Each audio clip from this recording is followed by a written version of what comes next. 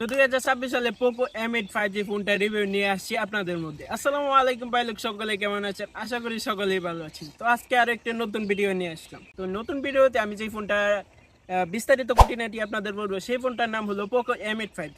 তো এই ফোনটার বড় ভাই কিন্তু লঞ্চ হয়েছে একসাথে, কিন্তু আজকে আমরা শুধু এটার ছোট ভাইয়ের বিষয় মানে পোকো M8 5G এই ফোনটা রিভিউ করব। তো আজকে আর বড় ভাইয়ের কথা চলবে না, আজকে ছোট ভাইয়ের দিক থেকেই এই ফোনটা রিভিউ করছি। তো বড় ভাইয়ের বিস্তারিত খুঁটিনাটি আরেক ভিডিওতে বলা হবে। তো আজকের মতো শুরু করা যাক, লেটস চেক ইন আউট থেকে। তো শুরু করা যাক এটার ব্যাটারি দিয়ে। ব্যাটারির দিক থেকে বলতে গেলে আহামরি এই দিক থেকে বাজেট সেগমেন্টের দিক থেকে মানে বাজেট বা লো বাজেট এরকম বাজেট মিলে ব্যাটারিটা স্বাভাবিক অবস্থায় আছে। ব্যাটারিতে ব্যবহার করা হয়েছে 5550 mAh এর বিগ ব্যাটারি।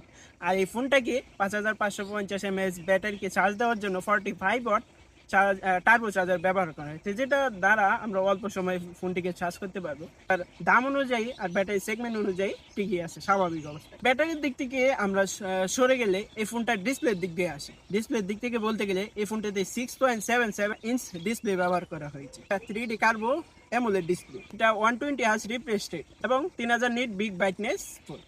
তো এই 3000 নিট বিগ ব্রাইটনেস ফুল এতটা আহামরি না, তাও আপনার জন্য কাজে দিবে।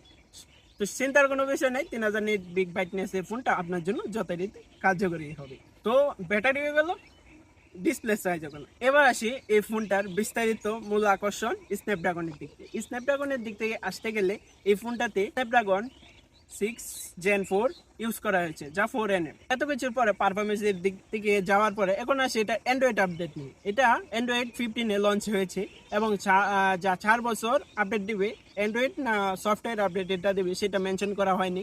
তো জায়গাটা কোনটা দেওয়া হয় এটা নিয়ে আপনারা যদি চান অবশ্যই কমেন্ট করবেন, নতুন ভিডিও আবার আসবে যদি চান। তো এটা আসে মেন ক্যামেরা। মেন ক্যামেরাটা হলো 50 মেগাপিক্সেল, 4K 30 fps এ রেকর্ডিং করে। তো 4K 30 fps এ রেকর্ডিং করলে আপনার একটা ভালো একটা ভিডিও ফুটেজ পাবেন এবং সেলফির দিক থেকে বাজেট সেগমেন্ট অনুযায়ী ঠিকই আছে, ভালো একটাই ক্যামেরা পাচ্ছে। এবং এটা সেলফি ক্যামেরা 20 মেগাপিক্সেলের, যা সেলফির দিক থেকে অনেক ভালোই। 20 মেগাপিক্সেল অনেক ভালোই কাজ করে সেলফি ক্যামেরা। তো এবার আসি এই বক্সের দিক থেকে বলতে গেলে এই ফোনটাতে 40 ওয়াট ফাস্ট চার্জিং, একটা ব্যাক কেস এবং এই ফোনটি পাওয়া যাবে, আর একটা ইউজার ম্যানুয়াল গাইডলাইন। তো এত ঠিকই আছে এই বক্সটিতে। তো এবার আসে এটা ডিউরেবিলিটির দিক থেকে বলতে গেলে এই ফোনটিতে IP66 রেটিং আছে, যা আপনাকে অল্প ধুলাবালি থেকে বাঁচাবে। এত আহামরি চিন্তা করেন না যে আবার 69K হয়ে যাবে, কিন্তু এটার বড় ভাই যেটা ওটার মাঝে IP69K ব্যবহার করেছে, যা আপনার পানিতে চুবিয়ে রাখলেও সমস্যা হবে না। তো সকল দিক বিবেচনা করে এই ফোনটা বাংলাদেশ মার্কেটে অফিসিয়ালি লঞ্চ হবে, যা মার্কেট প্রাইস হিসাবে 34,000 টাকায় পাওয়া যাবে। তো 34,000 টাকায় এই ফোনটা আমার মতো একদম ভালো হবে না, কারণ যে ফোনটা ইন্ডিয়ান মার্কেটে 15 থেকে 18,000 টাকায় রিলিজ হচ্ছে, সেই জায়গায় আমাদের দেশে 35,000 টাকায় এই ফোনটা রিলিজ হচ্ছে। তো সেই দিক থেকে বলবো আমাদের ব্যাড ট্যাক্সের কারণে এই ফোনটা এত দাম হচ্ছে। তো ফোনটা এতটাও হামুরে হবে না, কারণ যে ফোনটা অন্য দেশে 15,000 রিলিজ হচ্ছে, সেই ফোনটা আমাদের দেশে 25,000-ই এনা।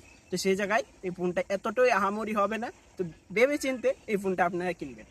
তো আজকের মধ্যে এতটুকুই শেষ করছি। বড় ভাইয়ের ভিডিও পেতে হলে অবশ্যই কমেন্ট করতে হবে, আর বড় ভাইয়ের ভিডিওটা কিন্তু অল্প কিছুদিনের ভিতরেই চলে আসবে। যদি কমেন্ট করেন তাহলে আরও দ্রুত নিয়ে আসার চেষ্টা করব। তো লুঙ্গি টিকের সাথেই থাকুন। ধন্যবাদ। আসসালামু আলাইকুম।